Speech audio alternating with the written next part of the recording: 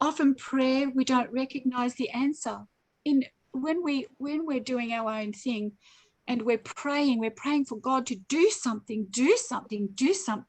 We don't recognize that until later. God is doing something, whether you want to believe that or not, whether you think that times are hard or not, he is still doing something. His position doesn't change. He is still the same yesterday, today, and tomorrow. He's still guiding us. He's still leading us. We can still plug into his system. The Israelites, take them for an example. They had 40 years of miracle after miracle after miracle. Their sandals didn't wear out. They were fed on manna. I'd like to taste that manna. I'd like to make some cakes out of that manna. I reckon that'd be pretty good on Sabbath to do that. And they still went against God. They didn't realize that in those 40 years, he was still leading, he was still honing, he was still sending out his positioning system.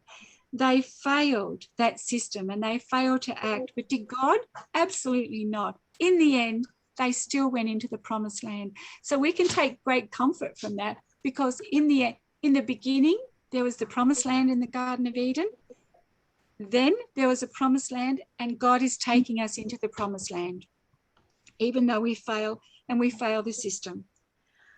And nothing new is under the sun. Anything that we preach about or hear about, nothing new is under the sun. We just reconfigure it and let God speak to us and let God speak through us, that it might touch in some way a sermon here or a preacher there, or somebody says something. And that's why we have different people coming at different times, because we all glean a bit from here and glean a bit from there, and God speaks to us through different ways. So we're very fortunate that we have great preachers. We're very fortunate that we can have we've got YouVersion on our phone, and we look up that every morning, and there's great preaching, and it's only for 5 minutes or 2 minutes or a minute. But out of that has come today, because I was listening to a young fellow, and I have given him acknowledgement, and his name is LeBrian Friend, wonderful young preacher who was just there for a minute. Stormy O'Martin, enough light for just one step. And God gives us that one light, even if we get enough, if we're in the car, we just get enough of our global system to get from one place to the next. That's still light. God gives us enough light for today. And that is amazing that he does that. How many blessings have I forfeited because I wanted to do it my way? I don't know. But how many blessings have we all got because we want to do it God's way? So we wake up this morning, and that's a blessing. We're with you, we're with church family this morning. That's such a blessing. I'm able to speak with Clay, and he's able to listen to me, and that's a blessing. So we got a blessing last night. Emily came around with the beautiful taco bowls for us, and it was like, what? This is so good. So we've got these beautiful blessings, and we thank God every day. Even when we don't see those blessings, please get down on your knees and thank God for the blessings that are coming, the blessings that have been. Look back and say, thank you, Lord, I can see your blessing. Look to our lives and move and show what he has done, and show what other people, what he has done. Don't be so, we have to be gentle in what we say to other people, because they might say, well, how come I haven't got this blessing? How come I haven't got that blessing? So we have to be very, very careful and listen to other people before we jump in, because as I said the other day, people love to hear the story about themselves.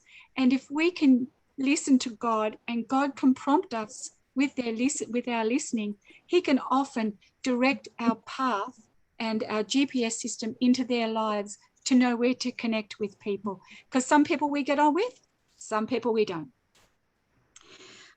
If your attitude is one of gratefulness and searching for God's truth and goodness in any situation, it will change your life and it will astound you. God will never be the same way again if we just get and see God and all his goodnesses. I asked Clay the other day to look up the names of God, and attached to all those names is God's attributes, and there's heaps of them. So if we can take a name and focus on that name, I might ask you your favorite name of God in a minute and why that is so important. But God has so many attributes to cover so many things for so many different people. And we'll spend eternity, and won't that be lovely that we can just talk and talk and talk and talk and learn and learn and learn and learn of God's attributes. So that's going to be, I'm looking to snuggle up in his big beard. I see God as a big father with a big beard, and we can all just, well, I can snuggle up under his beard. I don't know how many people want to do that, but that's where I find my rest. I find my rest underneath his beard. And because my dad didn't live long enough to grow a big beard, I imagined that maybe that's what he was like, that I could snuggle up under his beard and he could give me comfort and rest.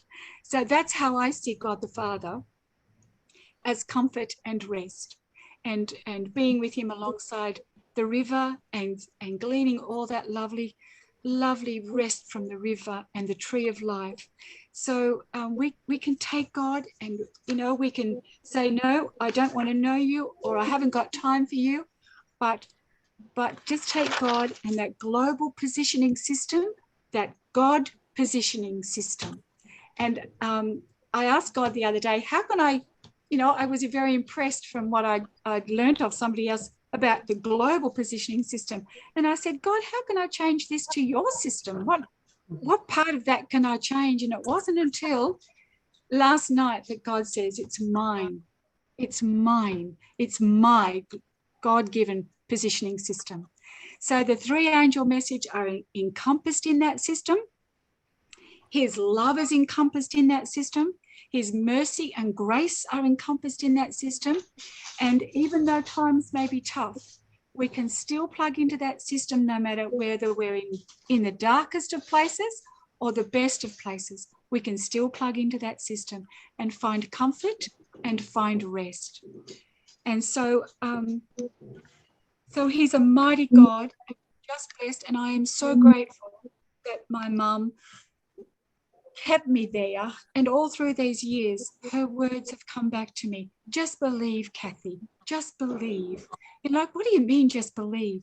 But God has opened up that, and now I'm telling my sons and sending them something every Sabbath without fail, and it's believing.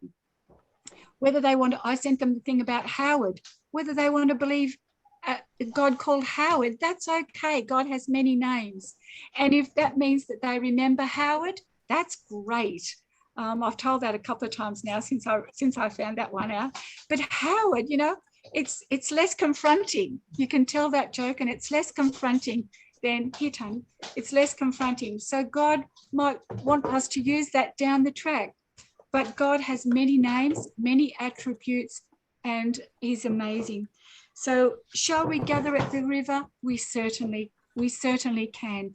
Will he send out an army to rescue us? He most certainly will. Even though that we can't see that army, God is sending out that army to rescue us every day, and he has rescued us, and he's rescued me.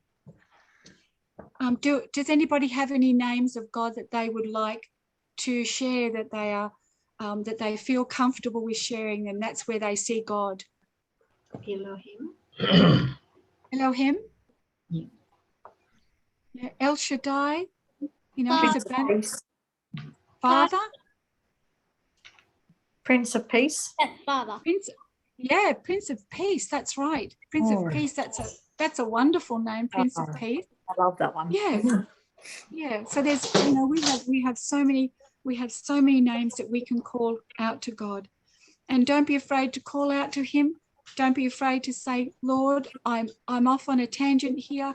I've set my GPS in the wrong place. Can you bring me back? And he mightn't bring you back for a while. He might say, okay, I need you to learn from this for a little while. I need you to put your toe in the water.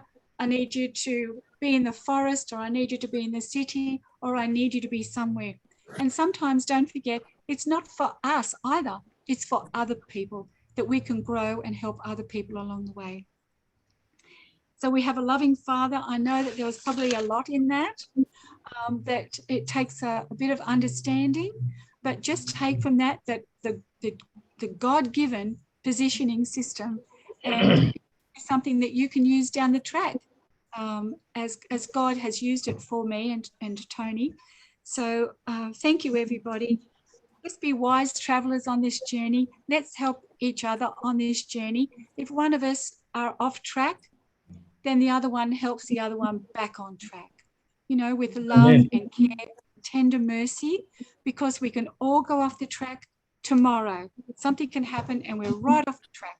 And I've done that on numerous occasions, been off the track, but there's always been somebody there with a word, with a kindness, with a card, with ninjas popping things in mailboxes and stuff like that. So we're here to help each other, especially, each other in God's word, each other, helping each other first. And then when we're full, we can go out and help each other, help everybody else. But God wants us all there. He's going to be so sad the day that he does his strange act, because he wants, his children are gone. And for those of us that have lost children, that's a hard thing. And we can only, God will always have tears in his eyes for his children. So please find yourself on resurrection morning with the saints. Please find yourself in God's positioning system and walk in his love and mercy and kindness all the days of your life. Amen. Amen.